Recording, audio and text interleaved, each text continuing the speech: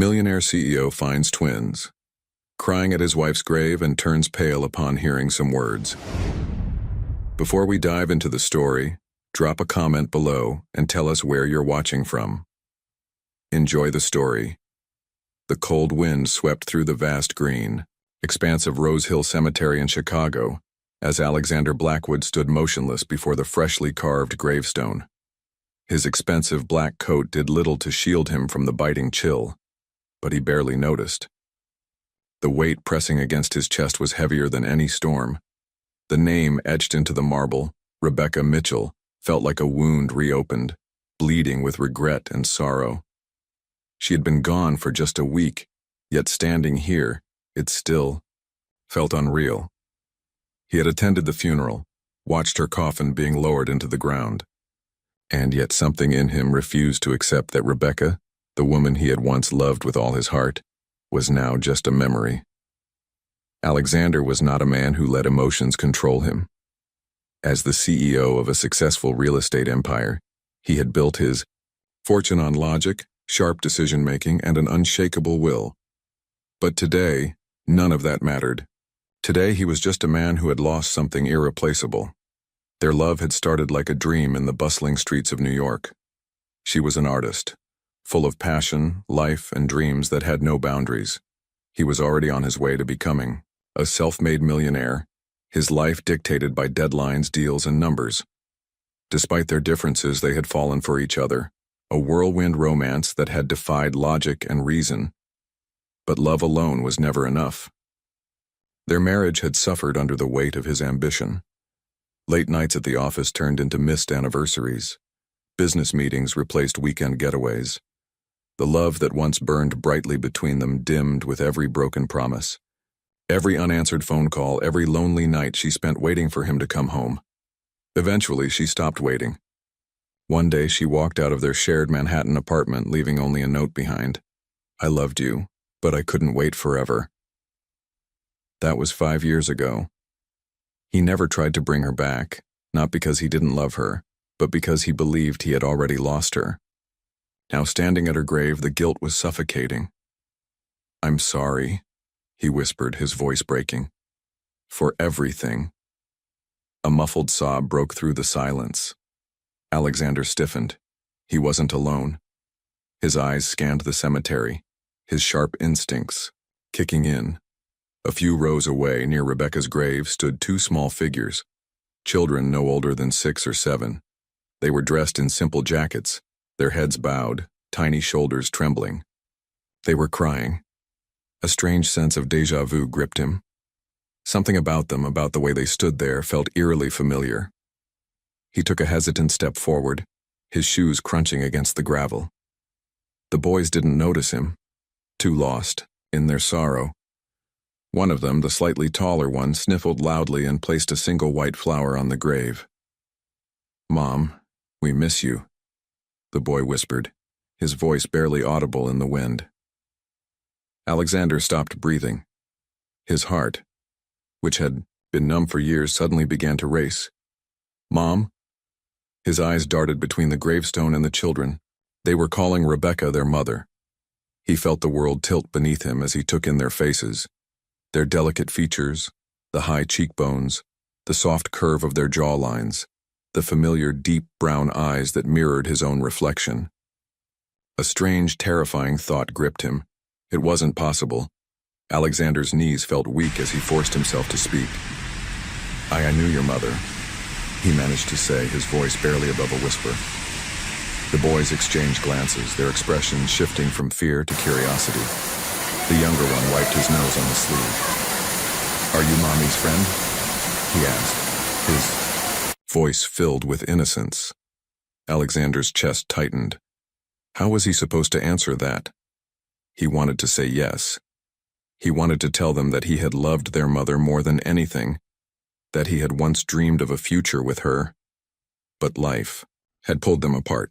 He wanted to tell them that he had no idea they existed, that if he had known, nothing in the world would have kept him away from them. But all those words got stuck in his throat. Instead, he nodded slowly. The older boy narrowed his eyes. "Why didn't you come to her funeral?" he asked, his voice laced with suspicion. Alexander swallowed hard. He had been at the funeral, standing in the back, watching from a distance. He had felt like an outsider, like someone who had no right to mourn her after abandoning her all those years ago. But now, standing here looking at these two boys who carried his blood, his DNA, he realized just how much he had lost. A painful silence stretched between them, broken only by the rustling of the wind through the trees. Before he could think of what to say, an elderly woman rushed towards them, her face filled with concern. "Ethan, Oliver, what did I tell you about talking to strangers?" she scolded gently, wrapping her arms around the boys protectively. Alexander's head snapped up. Ethan, Oliver. Their names rang in his ears like an echo from a life he had never known. The boys shrank slightly under the woman's gaze but didn't move away. "He knew, Mommy," Oliver murmured. The woman's eyes finally met Alexander's, and in that instant he saw the recognition flicker across her face. She knew who he was.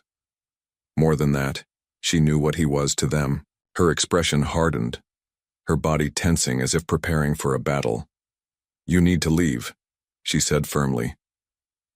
Alexander's jaw clenched. He had spent his entire life negotiating billion-dollar deals, bending powerful men to his will.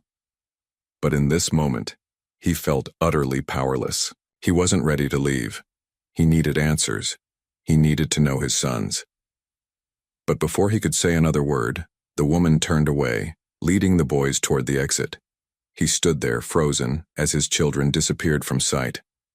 Alexander stood, motionless in the empty cemetery, his heart pounding as the boys and the elderly woman disappeared through the rusted iron gates of Rose Hill Cemetery. The chilling wind blew against his face, but he barely felt it. His mind was racing, flooded with a million questions, each one more painful than the last. How could Rebecca have kept this from him? Why hadn't she told him she was pregnant when she left? Did she hate him that much? Or had she simply believed he wouldn't care? His hands clenched into fists as frustration and regret twisted inside him. For years he had lived under the assumption that he and Rebecca had nothing left between them. But now he knew that wasn't true.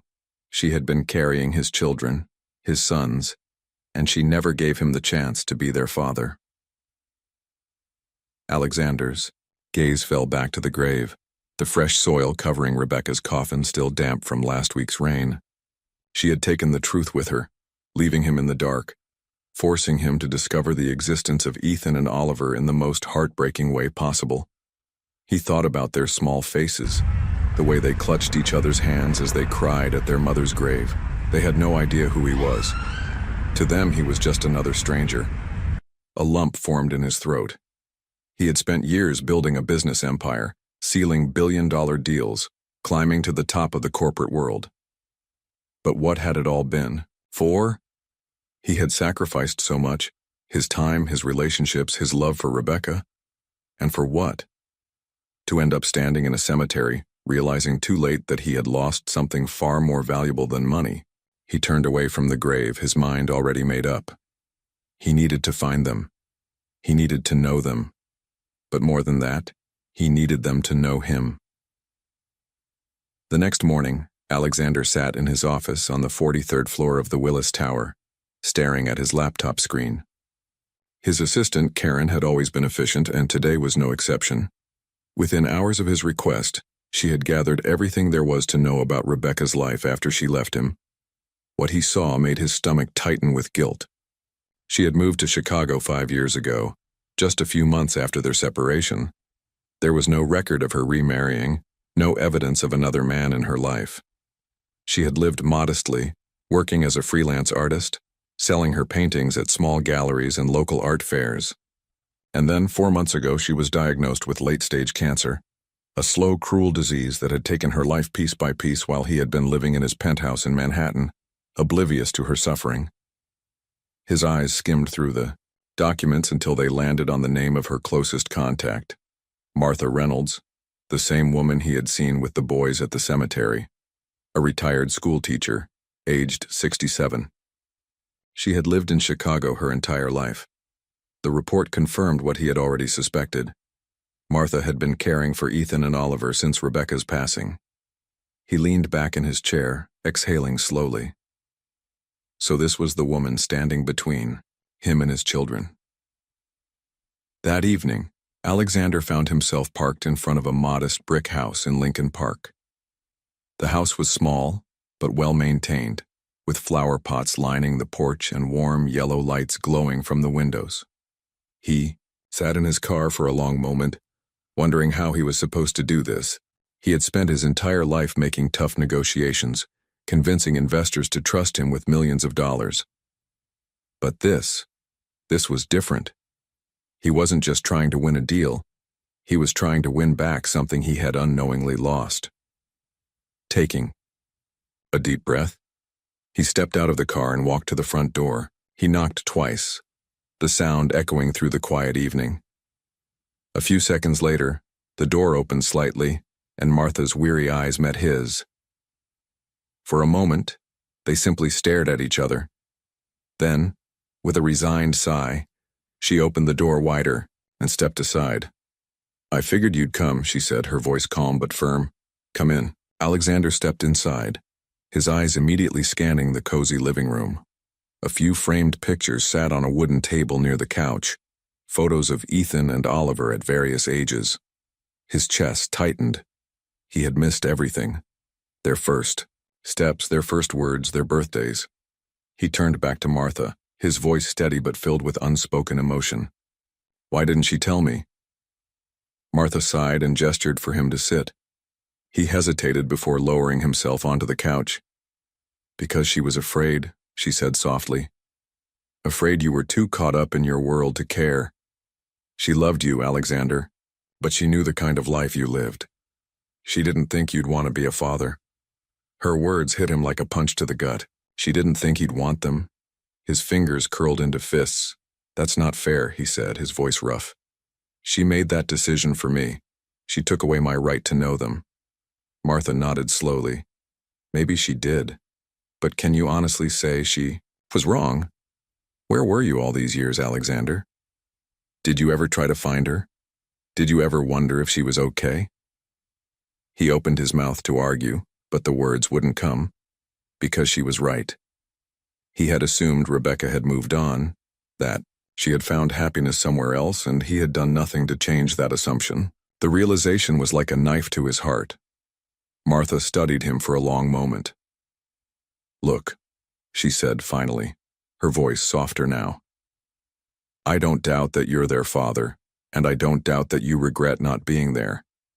But those boys, they don't know you. They've just lost their mother. They need stability, not a stranger suddenly claiming to be their dad." Alexander inhaled sharply.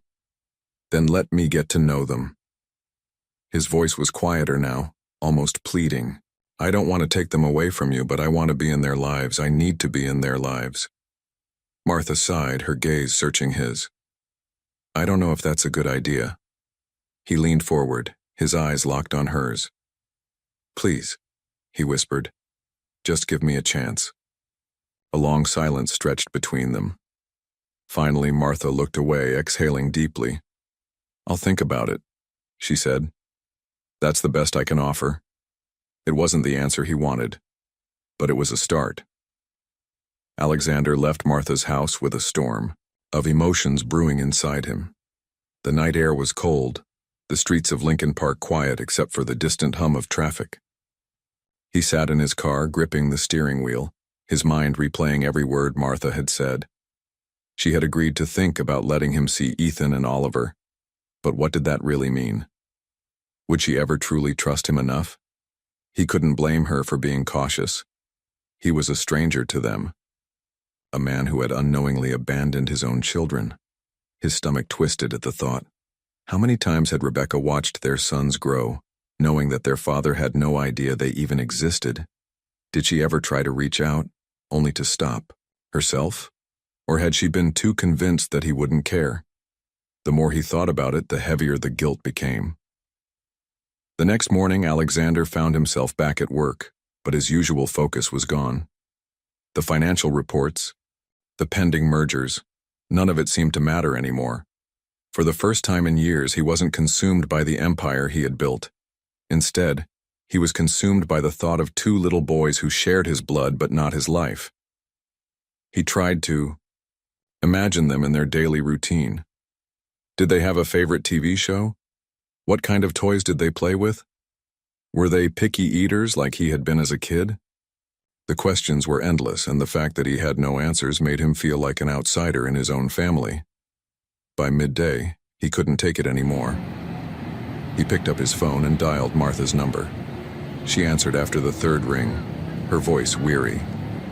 "Alexander, I need to see them," he said without hesitation. "I don't care how, I just need a chance." There was silence on the other end, and for a moment, he thought she would refuse. Then she let out a sigh. "They don't know about you," she said. "I can't just tell them overnight that they have a father they never met." "I understand," he said quickly.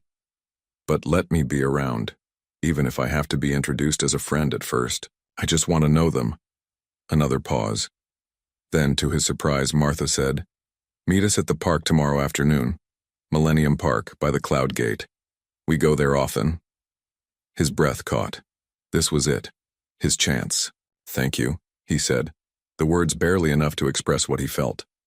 The next day, Alexander arrived early, dressed in casual jeans and a sweater, an unusual sight for a man always in tailored suits. He stood near the massive silver structure, known as the Bean, scanning the crowd. When he finally spotted them, his heart pounded. Ethan and Oliver were running ahead, their little faces filled with excitement. They looked so much like Rebecca. Their dark hair, the way they moved, it was all her. Martha walked behind them, keeping a close watch. But when she saw him, she gave a small nod, acknowledging his presence. Alexander forced himself to stay, calm as he approached. The boys were tossing a small football between them, laughing as they played. When the ball rolled toward him, he instinctively picked it up. Oliver, the smaller of the two, ran over. "Thanks," he said cheerfully, taking the ball from his hands. Alexander smiled, his chest tightening. "You've got a good throw," he said casually. Oliver grinned. "Ethan's better. He throws it really far." Alexander glanced at Ethan, who was watching, cautiously from a few feet away. There was curiosity in his eyes, but also hesitation. He knew this was the moment to tread carefully. "You both look like future quarterbacks," he said lightly. "Mind if I play for a bit?" Oliver nodded enthusiastically, and after a brief hesitation, Ethan shrugged. "Sure, I guess."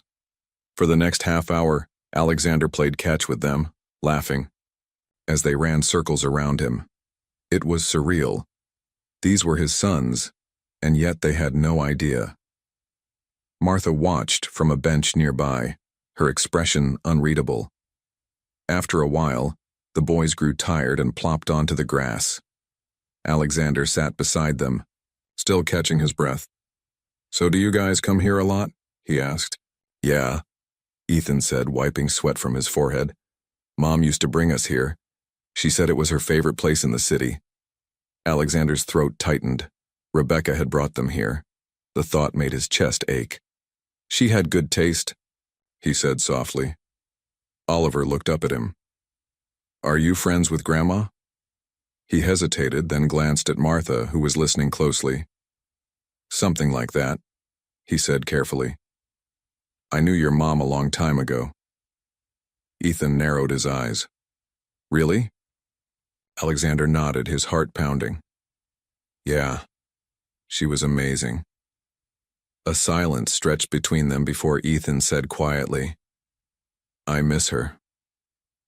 Alexander's heart broke. He wanted to pull them both into his arms and tell them the truth. Tell them that he missed her too, that they weren't alone. But it was too soon. He had to earn their trust first. "She loved you both very much," he said instead. Oliver sighed, playing with the grass. "Yeah, she used to tell us stories at bedtime. I wish she was still here." Alexander swallowed hard. He couldn't change the past, but maybe, just maybe, he could be there for them now. As the sun began to set, Martha stood up. "Time to go, boys." They groaned in protest, but eventually got up. Oliver turned to Alexander. "Are you coming again?" Alexander looked at Martha, his heart in his throat. She studied him for a long moment before giving a small nod. "We'll see," she said. It wasn't a promise, but it was something. The meetings continued over the next few weeks. Alexander found excuses to see the boys, joining them at the park, watching their soccer games, even taking them for ice cream once with Martha's reluctant permission. Slowly, carefully, he was building a relationship with them, though they still had no idea who he really was. Ethan remained reserved, but his initial suspicion seemed to be fading. Oliver, on the other hand, had taken to Alexander almost immediately, always excited to see him, always full of stories to share. One sunny Saturday, Alexander took them to the Field Museum after getting Martha's approval. Oliver excitedly dragged him from exhibit to exhibit, while Ethan followed at a more measured pace, observing everything with quiet curiosity. They had just finished looking at the dinosaur fossils when Oliver turned to him and asked, "Why don't you have kids?" The question caught Alexander off guard. He glanced at Ethan, who was watching him intently, waiting for an answer. He took a deep breath. "Actually, I do." Oliver's eyes widened. "Really? Where are they?" Alexander hesitated, his heart pounding. This was it. "You're looking at them." There was a long silence. Ethan's face remained unreadable, but Oliver frowned in confusion. "What do you mean?" Alexander swallowed hard. "I mean, I'm your father." Oliver blinked. "Like, our real dad?" "Yes," Alexander said, his voice barely above a whisper.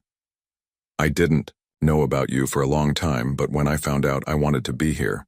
I wanted to know you." Oliver looked stunned, his little mind trying to process the revelation. "But Ethan's face darkened. He clenched his fists, his body tensing as he took a step back. "You're lying," he said, his voice sharp. Alexander's chest ached. "I'm not lying, Ethan. I wish I had known sooner. I wish I had been there." Ethan shook his head, his eyes filled with something that looked dangerously close to betrayal. "You weren't there," he snapped. "You weren't there for Mom. You weren't there for us. And now you just show up and expect us to believe you?" Oliver looked between them, his excitement replaced by confusion. "Ethan, no, we don't need him," Ethan said, his voice shaking. Alexander's throat tightened. "Ethan, I know I made mistakes. You don't know anything," Ethan shouted, his eyes welling up with angry tears. "You don't know what it was like. You don't know what Mom went through. You don't know how hard it was." He turned and ran, pushing past a group of museum visitors. "Ethan," Oliver called after him. Alexander felt frozen, his heart shattering into 1,000 pieces. He had expected anger. He had expected confusion, but he hadn't expected this deep, raw pain. Martha had been right. Hiding the truth wouldn't have helped. But now that it was out, he didn't know how to fix the damage. Oliver grabbed his hand, looking up at him with wide eyes. "We have to find him," he said urgently. Alexander snapped out of his daze and nodded. "Let's go." Alexander's heart pounded as he rushed through the crowded halls of the Field Museum, scanning the faces of tourists and families, desperate to catch a glimpse of Ethan. Oliver clung to his hand, his small fingers trembling. The boy's eyes were wide with panic, darting around the exhibits as they weaved through the crowd. Alexander felt a lump in his throat. He had known telling the truth would be difficult, but he hadn't expected Ethan to run.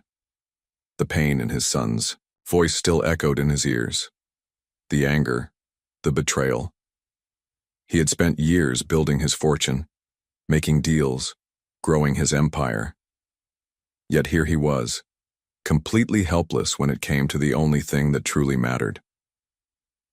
They reached the main entrance, and Alexander turned to Oliver, crouching to his level. "Oliver, think. Where would Ethan go?" His voice was calm, but inside he was drowning in fear. Oliver bit his lip, his brows furrowed in thought. When he's mad, he likes to be alone. He doesn't like people looking at him when he's upset. He paused, Then his eyes brightened. The garden's outside by the fountain. That's where he always hides when he's sad. Alexander didn't waste a second. He grabbed Oliver's hand and ran toward the exit, his pulse pounding in his ears.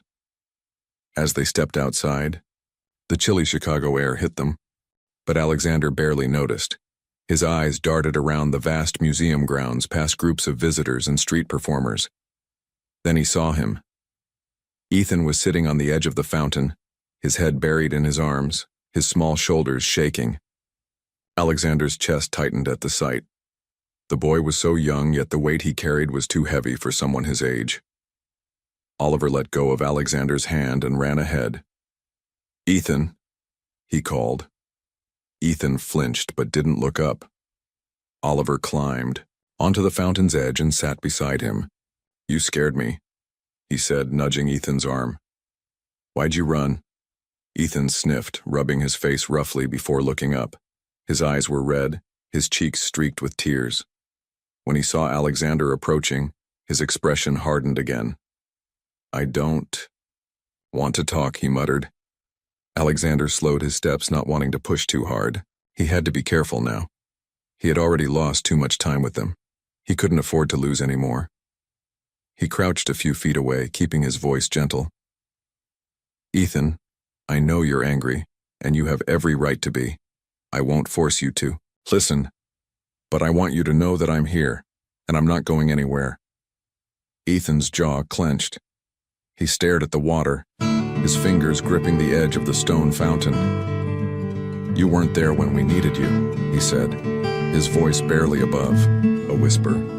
"Mom cried so much, she worked so hard, she never talked about you, but I know you hurt her." Alexander felt like he had been punched in the gut. He wanted to defend himself, to explain that he hadn't known, that he had never abandoned them on purpose. But none of that mattered now.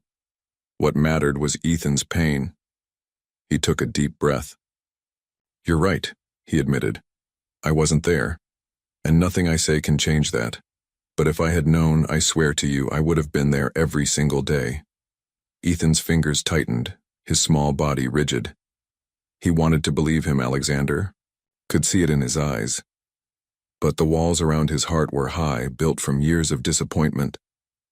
Oliver shifted closer to his brother, his voice hesitant. "Ethan, maybe he's telling the truth." Ethan shook his head. "It doesn't change anything," he muttered. "Mom's gone." His voice cracked on the last word, and Alexander's own heart shattered. He took a deep breath. "I know it doesn't change the past, but I want to be here now. Not just for a few days, forever."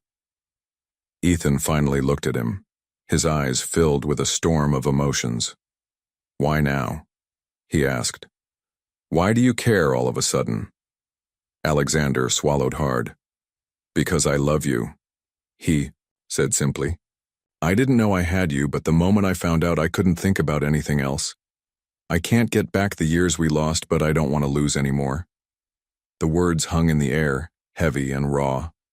Oliver looked from Alexander to Ethan, his little face filled with hope, but Ethan was still guarded. He wiped his face again, then let out a deep breath. "I don't know how to feel about this," he admitted. "It's too much." Alexander nodded. "I understand. Take your time. I'll wait." Ethan hesitated, then finally gave a small nod. It wasn't acceptance, not yet. But it wasn't rejection either. It was something in between, a fragile thread of possibility. And for now, Alexander would take it. Oliver let out a breath he had been holding and hopped off the fountain. "Can we go get ice cream now?" he asked, breaking the tension. Ethan let out a small laugh, barely there, but Alexander caught it. "You always want ice cream," he muttered. Oliver grinned. "Because it makes everything better." Alexander stood and held out a hand. "Come on," he said. "My treat." Ethan hesitated again, but slowly reached for Oliver's hand. Together, they walked toward the street, the weight between them a little lighter than before. It was a small step, but for Alexander it meant everything. The drive back to Martha's house was filled with an odd silence. It wasn't the tense, suffocating silence from before, but something different. a silence that carried uncertainty, hesitation, and perhaps just a sliver of hope. Oliver sat in the back, happily licking at his chocolate ice cream, completely oblivious to the emotional battlefield Alexander and Ethan were navigating. Ethan, on the other hand, sat stiffly, his half-eaten cone melting in his fingers. He stared out the window, his expression unreadable, his mind undoubtedly a whirlwind of conflicting emotions. Alexander stole glances at him in the rearview mirror, his heart aching at the sight of his son wrestling with feelings he wasn't ready to express. The Chicago skyline loomed ahead, glittering, against the early evening sky. Alexander had spent years conquering the city, making a name for himself in boardrooms and luxury hotels. Yet he had never felt as unsure as he did now. He had always been a man who thrived on control, on knowing his next move. But with Ethan, there was no roadmap, no strategy that could guarantee success. He could only hope that time and patience would help mend the damage of lost years. When they arrived at Martha's house, she was waiting on the porch, her face drawn with worry. She had called her after they found Ethan, but the brief conversation hadn't eased her concern. As the boys stepped out of the car, Martha rushed to Ethan, checking him over as if searching for visible wounds. "Are you okay?" she asked, her voice gentle. Ethan nodded but didn't meet her eyes. "I'm fine." Martha looked at Alexander over Ethan's head, her expression a mix of accusation and resignation. She had warned him about this, about the pain that would come with the truth. But she had also known it was inevitable. "Why don't you boys go inside?" she said softly. "I need to talk to Alexander." Oliver hesitated, looking between the adults, but Ethan grabbed his hand and pulled him toward the house. As they disappeared through the door, Martha turned to Alexander, her arms crossed. "That went well," she said, her voice heavy with sarcasm. Alexander sighed, running a hand through his hair. "I know it was rough, but at least now they know. We can move forward from here." Martha's expression softened slightly. "And what does moving forward look like to you?" He met her gaze, unwavering. "I want to be in their lives, properly. Not just as some friend who visits occasionally." She studied him for a long moment as if trying to peer into his soul. "Are you sure? Because those boys have been through enough. They've lost their mother. They can't lose you too." "I'm sure," he said firmly. "I'm not going anywhere, Martha, I promise." She let out a long breath, then nodded slowly. "We'll need to take it slow, especially with Ethan. He's had a harder time with Rebecca's death. He was always more sensitive." Alexander nodded, already mentally rearranging his life to accommodate his sons. Whatever they need, whatever it takes. As he drove away from Martha's house that night, he felt a strange mixture of exhaustion and hope. The day had been an emotional roller coaster, but underneath all the pain and confusion, there was a sense that somehow they would find their way through this. Together. The days slowly turned into weeks as Alexander navigated his new role as a father. He reduced his work hours, delegated more responsibilities to his team, and spent every free moment learning about his sons, their likes, dislikes, fears, and dreams. Oliver made it easy. He was naturally open, eager to share everything from his favorite superhero to the latest argument he'd had with his friend at school. He bombarded Alexander with questions about his life, his work, and even asked if they could visit his office someday. The boy had accepted Alexander with the pure, unquestioning love that only a child could offer. Ethan, however, remained a challenge. Though he no longer ran away or openly rejected Alexander's presence, he kept his distance. His answers were short, his smiles rare. He watched Alexander from behind an invisible wall, as if constantly waiting for him to reveal his true intentions. Martha had been an unexpected ally. After their initial confrontation, she had begun to see the genuine effort Alexander was making. She shared stories about the boy's childhood, showed him photo albums, and guided him through the complex terrain of parenthood. It wasn't the co-parenting relationship he had imagined, but it was working.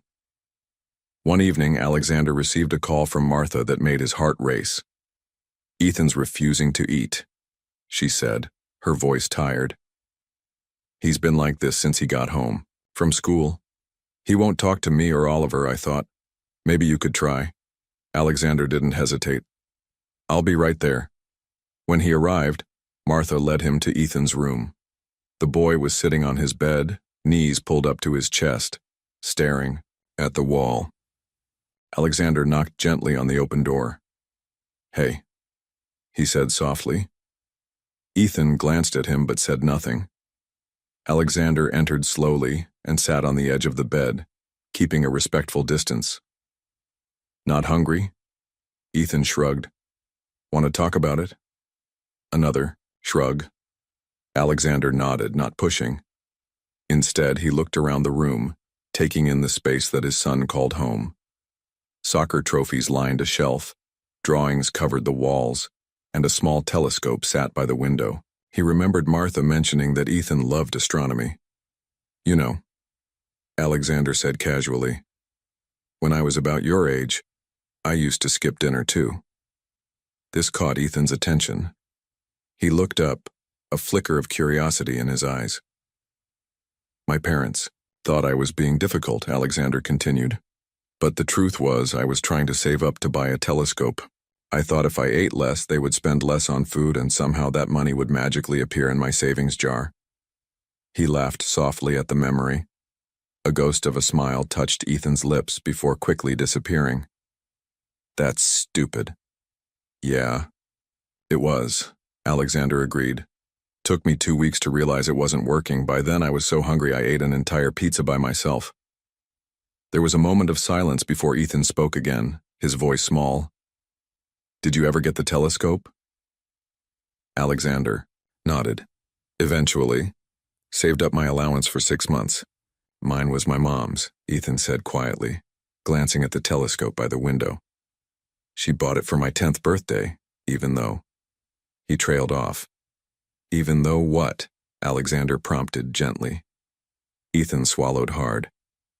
"Even though the doctor had just told her she was sick. She spent her medicine money on it." His voice cracked slightly. Alexander felt his heart constrict. The image of Rebecca sacrificing her own well-being for their son's happiness was both beautiful and devastating. "She must have really loved seeing you happy," he said softly. Ethan nodded, his eyes glistening. "Today at school they asked us to write about our hero," he said, his voice barely audible. "Everyone was writing about their parents. Both of them. Ah. There it was, the source of the pain." "And you wrote about your mom," Alexander guessed. "Yeah." Ethan wiped his nose with his sleeve. "But Ms. Johnson asked why I didn't write about both parents, and Tommy Garcia laughed and said it's because I don't have a dad." The words hung in the air, heavy with unspoken hurt. Alexander's first instinct was to pull Ethan into his arms, to shield him from the cruelty of thoughtless words, but he knew Ethan wasn't ready for that. Instead, he said quietly, "You do have a dad, Ethan. I'm right here, and I'm not going anywhere." Ethan looked up at Alexander, his young face a battlefield of emotions, hope warring with doubt, the desire to believe fighting against years of disappointment. He opened his mouth as if to say something, then closed it again, turning away. "You say that now," he muttered finally. "I mean it," Alexander replied, his voice steady. "I know you have no reason to believe me yet, but I'm going to prove it to you, every day, for as long as it takes." Ethan didn't respond, but something in his posture softened slightly. It wasn't acceptance, but it was a crack in the wall he had built around himself. "So," Alexander said, changing tactics, "think you might be hungry after all?" After a moment's hesitation, Ethan nodded. Together they walked to the kitchen where Martha was putting away leftovers. Her eyes widened in surprise when she saw them, both, but she quickly recovered, pulling out plates without comment. As they ate dinner, Alexander noticed that while Ethan still wasn't talking much, he was listening. When Oliver chatted excitedly about a science project or Martha mentioned an upcoming school event, Ethan would glance at Alexander, watching his reactions, as if trying to gauge his level of interest in their lives. The next few weeks brought small incremental changes. Alexander took the boys to a baseball game, helped with homework over video calls, and made it a point to attend every soccer practice he could. Oliver reveled in the attention, but it was Ethan's gradual thawing that gave Alexander hope, until one Tuesday afternoon when everything threatened to unravel. Alexander was in a meeting when his phone buzzed with a text from Martha. "Ethan's missing, not at school pickup. Oliver says they fought at lunch. His blood ran cold. He didn't bother excusing himself, just grabbed his coat and ran. The 30-minute drive to the school took him 18, running every red light, his heart pounding in his ears." Martha was waiting in the parking lot, her face drawn with worry. "I've called everyone, checked all his usual places," she said as soon as Alexander approached. "Nothing." "What was the fight about?" Alexander asked, trying to keep his voice level despite the panic rising in his throat. Oliver said some kids were teasing them about you, about suddenly having a rich dad. Ethan got angry, told Oliver to stop pretending everything was perfect. Alexander closed his eyes briefly, guilt washing over him. Even now, his presence in their lives was causing pain. "I think I know where he might be," he said suddenly, remembering something from weeks ago. "The fountain at the museum." They split, up to search, Martha taking Oliver to check local parks while Alexander headed downtown. The traffic was merciless, each red light an eternity. By the time he reached the museum, dusk was settling over the city, casting long shadows across the grounds. The fountain area was nearly empty, just a few tourists taking photos of the fading light on the water. No sign of Ethan. Alexander's hope plummeted, replaced by a gnawing fear. Where else could he be? Then he spotted him, not by the fountain but sitting on a bench near the lake, a small figure hunched against the growing cold, a backpack clutched to his chest.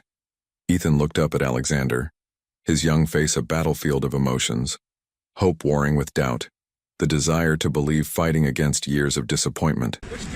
He opened his mouth as if to say something, then closed it again, turning away. "You say that now," he muttered finally. "I mean it," Alexander replied, his voice steady. "I know you have no reason to believe me yet, but I'm going to prove it to you every day for as long as it takes."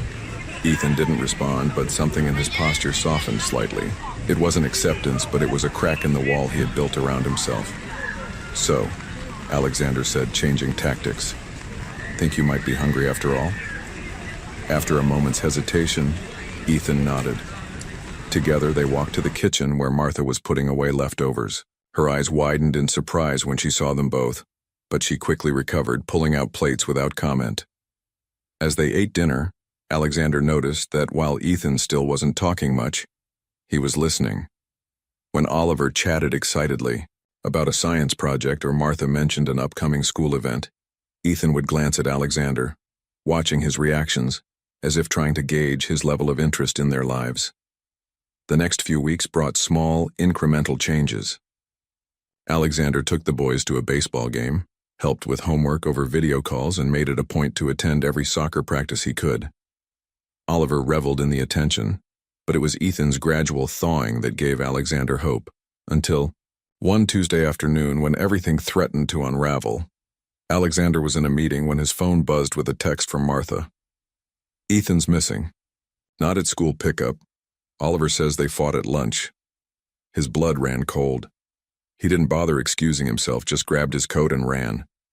The 30-minute drive to the school took him 18, running every red light, his heart pounding in his ears. Martha was waiting in the parking lot, her face drawn with worry. "I've called everyone, checked all his usual places," she said as soon as Alexander approached. "Nothing." "What was the fight about?" Alexander asked, trying to keep his voice level despite the panic rising in his throat.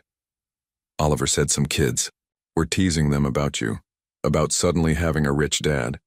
Ethan got angry, told Oliver to stop pretending everything was perfect. Alexander closed his eyes briefly, guilt washing over him. Even now, his presence in their lives was causing pain. I think I know where he might be, he said suddenly, remembering something from weeks ago. The fountain at the museum. They split, up to search, Martha taking Oliver to check local parks while Alexander headed downtown. The traffic was merciless, each red light an eternity. By the time he reached the museum, dusk was settling over the city, casting long shadows across the grounds. The fountain area was nearly empty. Just a few tourists taking photos of the fading light on the water. No sign of Ethan. Alexander's hope plummeted, replaced by a gnawing fear. Where else could he be? Then he spotted him. Not by the fountain, but sitting on a bench near the lake. A small figure hunched against the growing cold, a backpack clutched to his chest. Relief flooded Alexander so intensely he nearly staggered. He approached slowly, not wanting to startle the boy or send him running again. "This seat taken?" he asked quietly, gesturing to the empty space on the bench. Ethan looked up, surprised but not alarmed. "How did you find me?" "I remembered you. Like it here," Alexander said simply, sitting down. "Your mom brought you here." Ethan nodded, looking out at the water. "She used to say the lake was like life, sometimes calm, sometimes stormy, but always beautiful if you looked hard enough." Alexander smiled sadly. She was a wise woman. They sat in silence for a moment, watching the gentle waves lapping against the shore. "Were you planning to come back?" Alexander finally asked, nodding toward the backpack. Ethan shrugged. "I don't know. I just needed to get away." "From what?" "From everything," Ethan said, his voice cracking slightly. "From Oliver being so happy all the time, from you trying so hard, from people at school asking questions. I just want things to be normal again, but they can't be, can they? Mom's never coming back, and you're here now, and everything's different." The raw honesty in his voice broke Alexander's heart. He resisted the urge to pull Ethan into his arms to promise him that everything would be okay. Instead, he offered the truth. "No," he said softly. "Things can't be the way they were, but that doesn't mean they can't be good again, just in a different way." Relief flooded Alexander so intensely he nearly staggered. He approached slowly, not wanting to startle the boy or send him running again. "This seat taken?" he asked quietly, gesturing to the empty space on the bench. Ethan looked up, surprised but not alarmed. "How did you find me?" "I remembered you. Like it here," Alexander said simply, sitting down. "Your mom brought you here." Ethan nodded, looking out at the water. "She used to say the lake was like life, sometimes calm, sometimes stormy, but always beautiful if you looked hard enough." Alexander smiled sadly. She was a wise woman. They sat in silence for a moment, watching the gentle waves lapping against the shore. "Were you planning to come back?" Alexander finally asked, nodding toward the backpack. Ethan shrugged. "I don't know. I just needed to get away." "From what?" "From everything," Ethan said, his voice cracking slightly. "From Oliver being so happy all the time, from you trying so hard, from people at school asking questions. I just want things to be normal again, but they can't be, can they? Mom's never coming back, and you're here now, and everything's different." The raw honesty in his voice broke Alexander's heart. He resisted the urge to pull Ethan into his arms to promise him that everything would be okay. Instead, he offered the truth. "No," he said softly. "Things can't be the way they were, but that doesn't mean they can't be good again, just in a different way." Ethan stared at the water, his young face thoughtful. "Did you really love her?" he asked suddenly. Alexander took a deep breath, memories washing over him like the waves on the shore. "Yes," he said softly. "Very much." "Then why did you leave her?" The question pierced Alexander's heart. He could have given a simplified answer, something easier for a child to understand. But Ethan deserved the truth. "I didn't leave her," he said. "She left me, and she had every right to." He paused, gathering his thoughts. I was so focused on building my business, on being successful, that I forgot what really mattered. I missed dinners, birthdays, anniversaries. I was there physically, but my mind was always somewhere else. Eventually, she couldn't take it anymore. Ethan processed this, his brow furrowed. So you didn't know about us, about me and Oliver? No, Alexander said, the word heavy with regret. If I had known, I would have been there. I would have changed everything. Ethan picked at a loose thread on his jacket. Mom used to look at old pictures sometimes. When she thought we were asleep, she'd cry. Alexander closed his eyes briefly, the image too painful to bear. I'm sorry, he whispered. She wasn't always sad, Ethan continued, as if needing Alexander to understand. She'd laugh a lot, especially when Oliver did something silly. And she never missed our games, even when she was really sick. Alexander smiled sadly. She sounds like an amazing mother. She was, Ethan said softly. Then after a pause, she kept your pictures. Alexander looked at him, surprised. She did? Ethan nodded. In a box under her bed. I found them once. She didn't know I saw. The revelation hit Alexander with unexpected force. All these years, he had assumed Rebecca had erased him completely from her life. But she had kept remnants. Memories of what they once had, I think. Ethan hesitated, choosing his words carefully. I think maybe she still loved you too. Alexander's throat tightened with emotion. He didn't trust himself to speak. They sat in silence for a while, the city lights beginning to reflect on the water as darkness fell. Finally, Alexander checked his watch. We should get back. Martha and Oliver are worried sick. Ethan nodded, standing up. As they walked to the car, he didn't pull away when Alexander placed a gentle hand on his shoulder. The drive back was quiet, but not uncomfortable. Ethan stared out the window, lost in thought. When they were almost at Martha's house, he spoke. I don't hate you, he said quietly. I thought I did, but I don't. Alexander gripped the steering wheel tighter, emotion threatening to overwhelm him. That's a start, he managed to say. Martha and Oliver were waiting on the porch, relief washing over their faces as Ethan stepped out of the car. Oliver ran to his brother, punching him lightly on the arm before hugging him fiercely.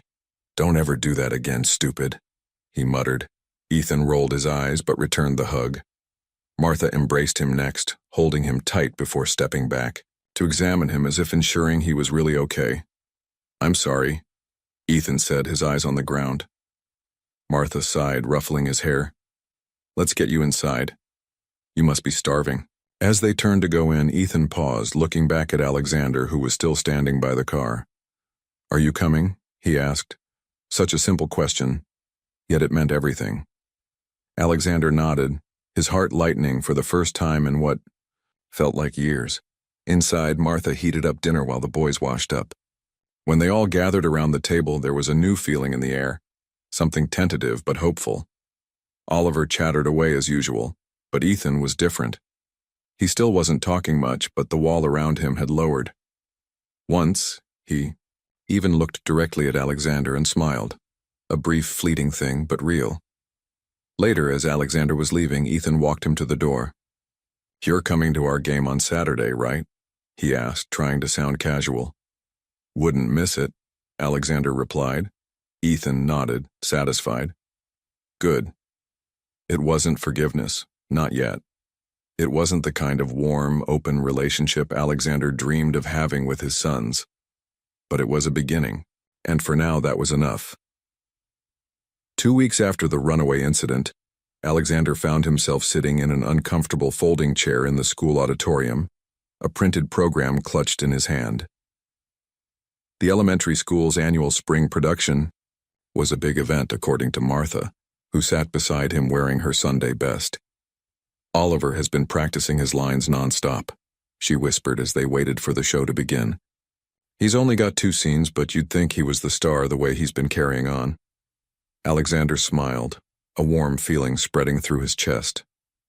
These were the moments he had missed, the ordinary, everyday milestones that made up a childhood.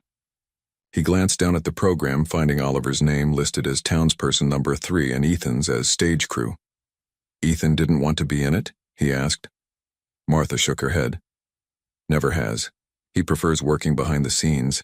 He helps with the sets and the lighting. Says he gets too nervous in front of crowds." Alexander nodded, filing away this new piece of information about his son. Every day he learned something new. Ethan's preference for chocolate over vanilla, his fear of heights, his talent for drawing. Each detail was precious, a small piece of the puzzle he was slowly assembling. The lights dimmed, and a hush fell over the audience. The principal stepped onto the stage to welcome everyone, but Alexander was barely listening. His eyes were scanning the wings where he spotted Ethan dressed in all black, headset on, intently focused on whatever task he had been assigned. The play itself was a charming mess of forgotten lines, backdrop, mishaps, and earnest performances. When Oliver made his entrance, face-painted, shouting his 2 lines with such enthusiasm that some parents chuckled, Alexander felt an unexpected surge of pride. That was his son up there, embodying the fearlessness of childhood that Alexander himself had forgotten somewhere along the way. Halfway through the first act, Alexander noticed Ethan making hand signals to someone in the lighting booth. The boy moved with confidence, completely in his element. Alexander realized he was watching a different side of Ethan, not the guarded, hurt child he usually saw, but a capable young person with skills and passions of his own. When the play ended and the lights came up, the audience applauded as the children took their bows. Even from a distance, Alexander could see Oliver beaming, his eyes searching the crowd until he spotted Alexander and Martha. He waved enthusiastically, and Alexander waved back, smiling broadly. As the crowd began to disperse, they made their way to the side of the stage where the children were gathered. Oliver bounded over, still in costume, his face paint smudged. "Did you see me? Did you hear my lines? I said them just like we practiced," he exclaimed.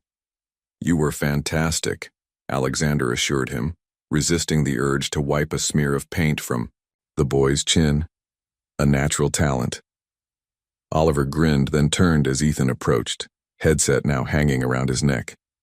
"The lights were messed up in the forest scene," he said to Oliver, then glanced at Alexander and Martha. "But I fixed it. Nobody noticed." "I was watching you work," Alexander said. "You seemed to know exactly what you were doing." Ethan shrugged, but Alexander could see he was pleased by the observation. "It's not that hard. Ms. Peterson taught me how the systems work."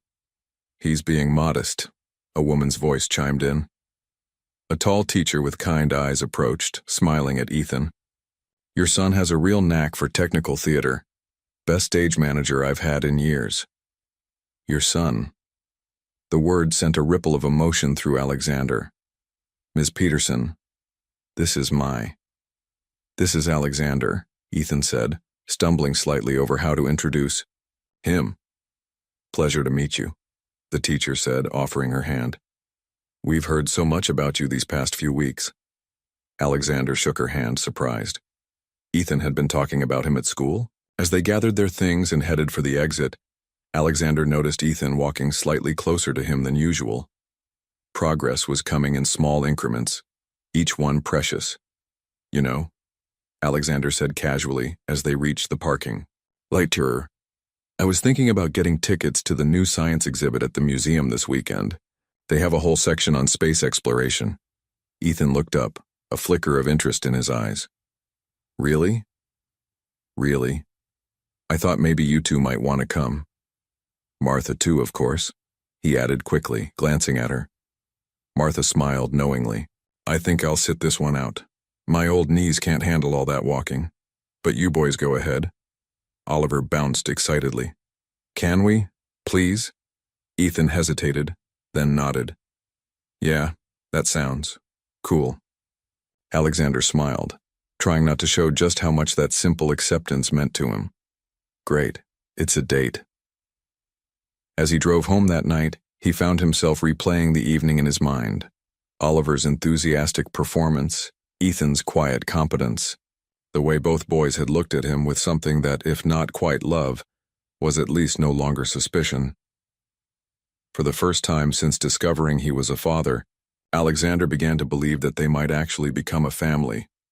The Willis Tower stood like a sentinel against the Chicago skyline, its black exterior reflecting the morning sun. Alexander led his sons through the impressive lobby, nodding at security guards who looked momentarily surprised to see him with children in tow. "You work all the way up there?" Oliver asked, craning his neck to look up at the seemingly endless building. "The 43rd floor," Alexander replied, guiding them toward a private elevator. "Not quite at the top, but high enough to see the whole city." Ethan remained quiet, hands in his pockets, but his eyes darted around, taking in every detail. Alexander had noticed this about him. He observed everything, processed it internally before deciding how to react. The elevator ride was a source of excitement for Oliver, who watched the numbers climb with wide-eyed wonder. Ethan pressed himself against the glass wall, looking out at the shrinking city below. "Your office is bigger than our whole apartment," Oliver gasped when they finally stepped into Alexander's executive suite. Alexander felt a twist of discomfort at the comment, a reminder of the vastly different circumstances they had lived in. While he had been accumulating wealth and luxury, Rebecca had been raising their children in modest conditions. Karen, his assistant, looked up from her desk, poorly concealing her surprise. "Mr. Blackwood, I didn't realize you were bringing guests today." "Karen, these are my sons, Ethan and Oliver," Alexander said, the words still feeling new on his tongue. "Boys, this is Ms. Karen. She's the one who really runs this place." Karen's expression softened immediately. "It's wonderful to meet you both. Your father talks about you all the time." Oliver beamed, while Ethan looked at Alexander with mild surprise. "Would you like some hot chocolate?" Karen asked. "I happen to have some packets in my drawer for special occasions." "Yes, please," Oliver said immediately. Ethan nodded. "Thank you."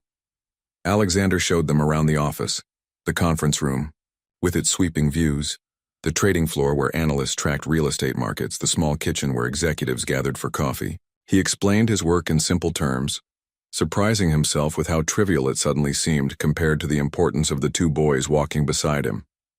In his personal office, Oliver immediately claimed the big leather chair, spinning around with delight.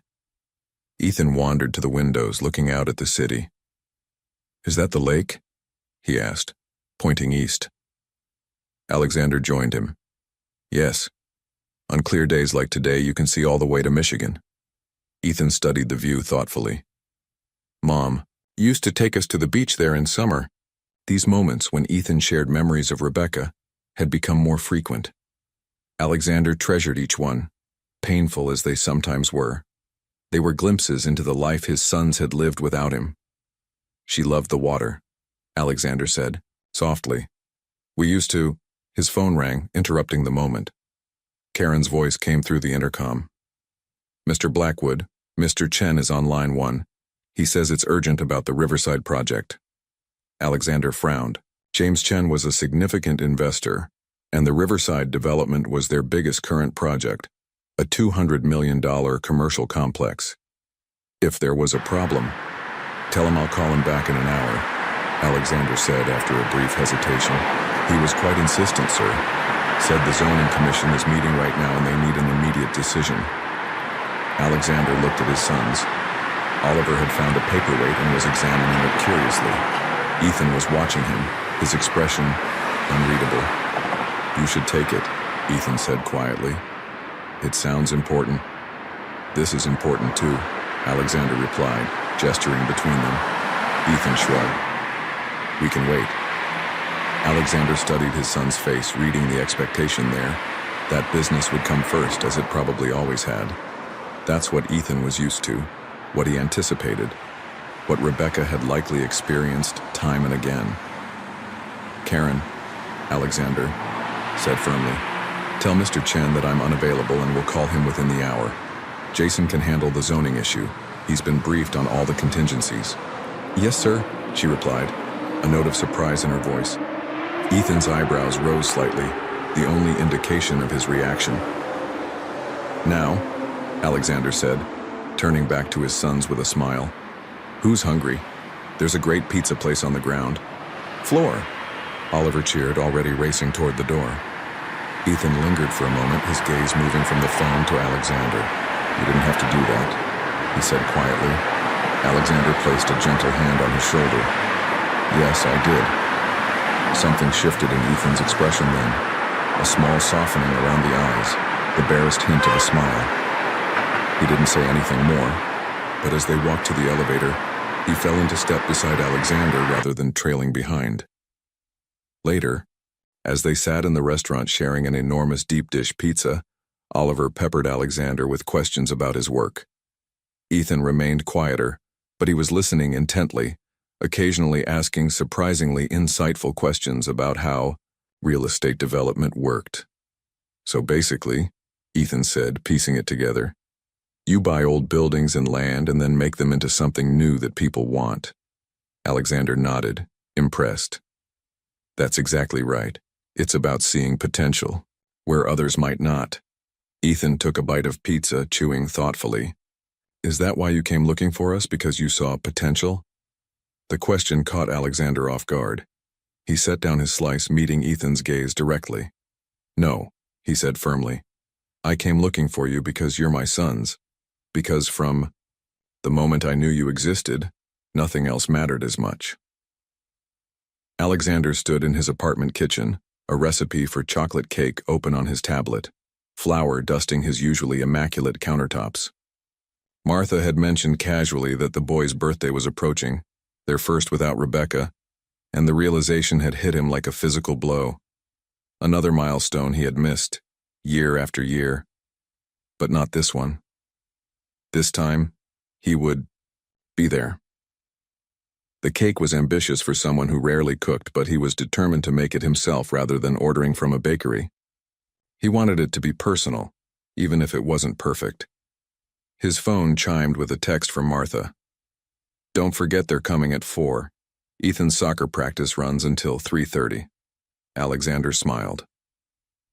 In the 2 months since the museum incident, a new routine had developed. The boys still lived with Martha, but they spent weekends and several evenings a week with him. It wasn't ideal, but it was working. A gradual transition that gave everyone time to adjust. As he mixed the batter, his mind drifted to the small box sitting on his desk, Rebecca's journals, which Martha had reluctantly given him last week. She kept these from the time she found out she was pregnant, Martha had explained.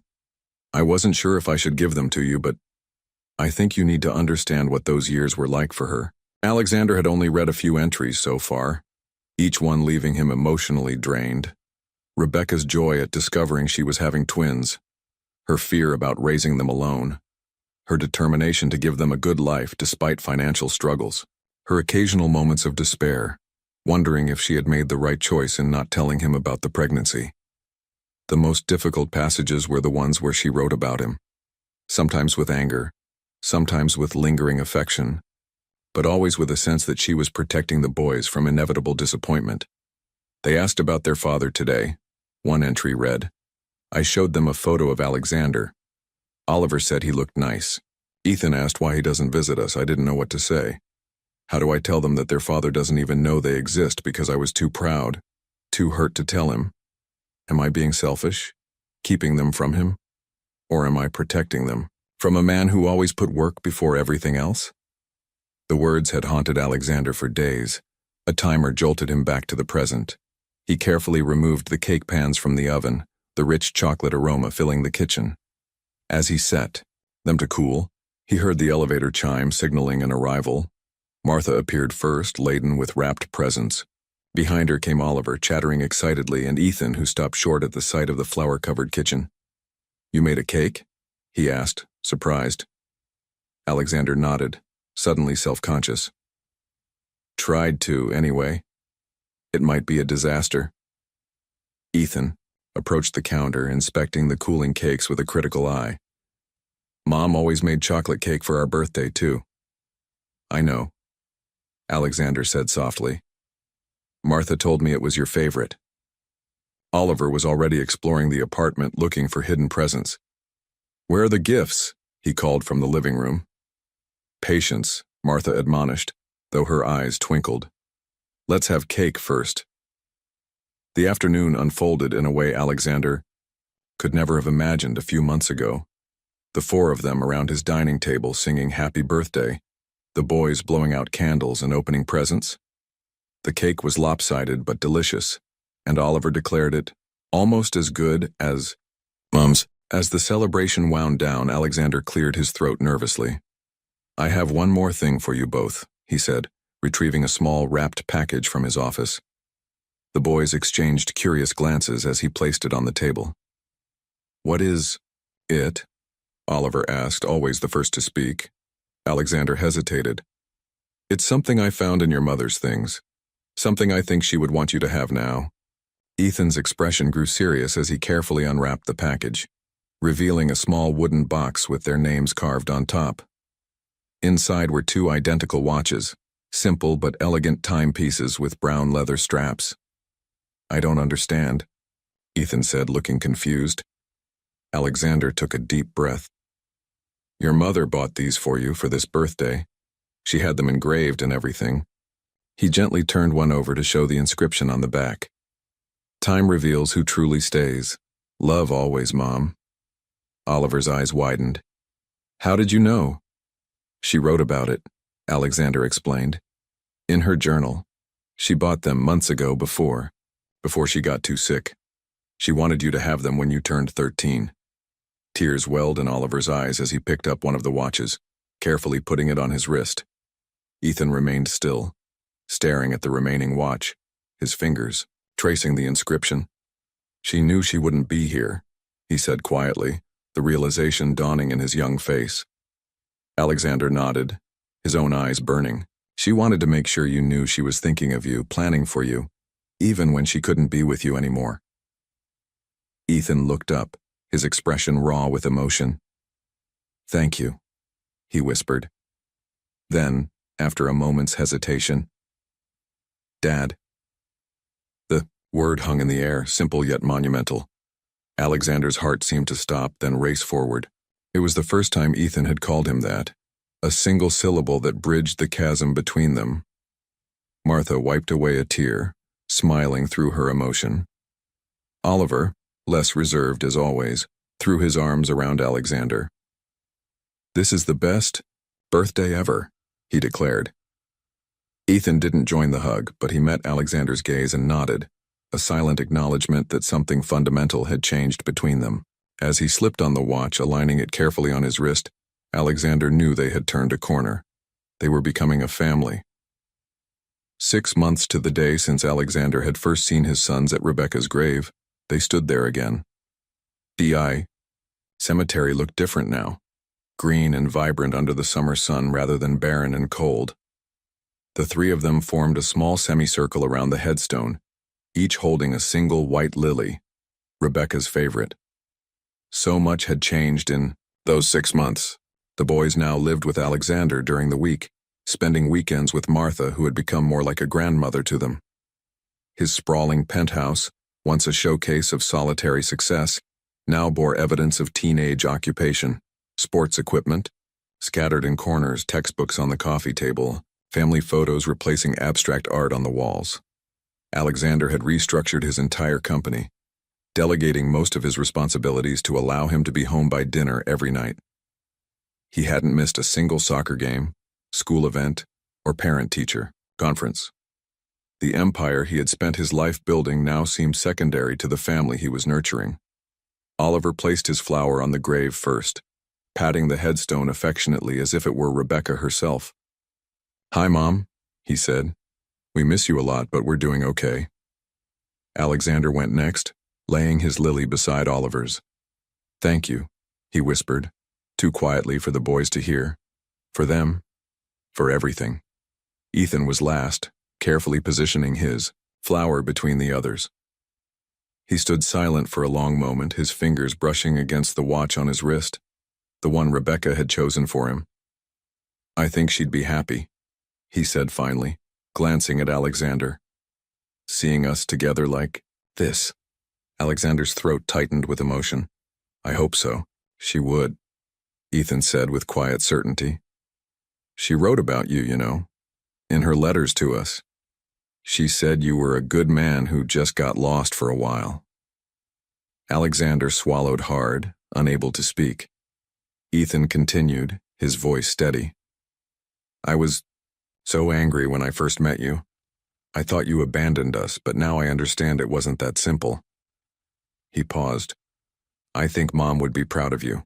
The words washed over Alexander like a benediction. Coming from Ethan, skeptical, guarded Ethan who had resisted him at every turn, they meant everything.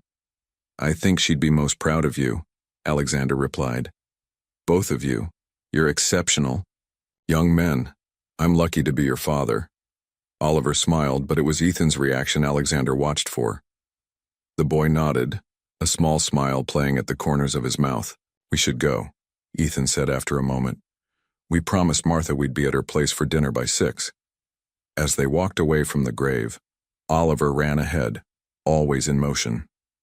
Ethan fell into step beside Alexander, closer than before. "Dad?" he said, testing the word that was becoming more natural each time he used it. "Yes? I'm glad you found us." Alexander looked at his son, this miraculous blend of himself and Rebecca, this young person who had faced so much loss yet remained strong, and felt a love so powerful it nearly overwhelmed him. "So am I," he said simply. "More than you'll ever know." Together they walked toward the future neither had imagined 6 months ago, but both now embraced. A family forged through pain but bound by something stronger. The promise of tomorrow, together.